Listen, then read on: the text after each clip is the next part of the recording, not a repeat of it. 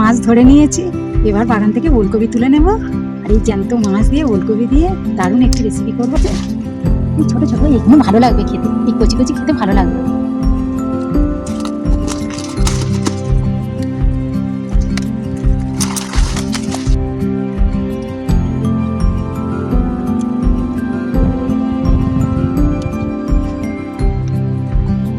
এই কাঁচা টমেটো নিয়ে নিয়েছি, চটপটা তরকারি হবে। দিয়ে দেবো কড়াই জল,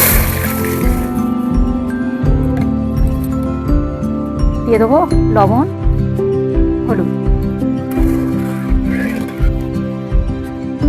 রান্নাটা খুব চটজলদি হয়, খেতেও খুব সুস্বাদু হয়। আমি এই ওলকপি আর আলুগুলো এই দিয়ে দেবো জলের মধ্যে,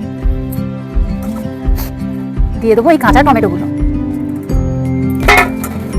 চাপা দিয়ে দেবো, ভালো করে এটা সিদ্ধ করে নেব। শুকনো লঙ্কা, আদা, জিরে একসাথে দিয়ে দিই।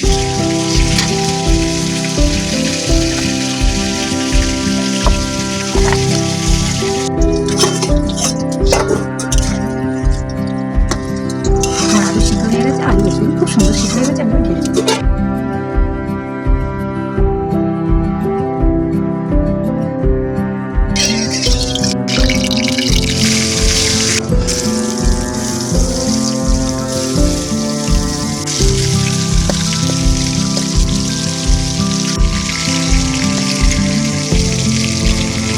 ভাজা হয়ে গেছে, আমি এবার ফোড়ন করে নেব। দিয়ে দেবো শুকনো লঙ্কা, দিয়ে দেবো পাঁচফোড়ন,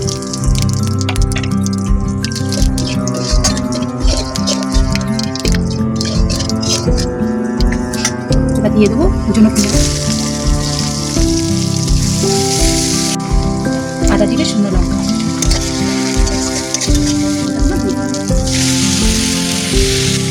ভালো করে আমি কষি নেব। দিয়ে দেবো অল্প একটু চিনি। এবার সবজি সিদ্ধ জলটা আমি দিয়ে দেবো, আর লবণ হলুদ তো দেওয়া আছে। এবার চেকে দেখে দিতে হবে কতটা নুন দিতে লাগবে, তার দিতে লাগবে। ঝোল ফুটে উঠেছে, এবার দিয়ে দেবো ভেজে রাখা মাছগুলো দিয়ে দেবো।